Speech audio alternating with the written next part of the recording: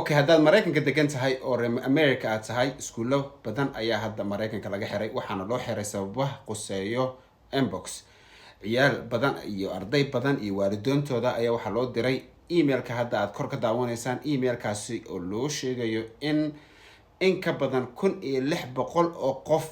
laga helay cudurka inbox waa maraykanka sababahaas oo geysana ay iskuulkii loo wareejin doono sidii waagii koronaha oo kale guryaha ay ciyaal ka soo galayaan ayagoo ka baran doono iskuulka balse cudurka inbox wuxuu hadda xoog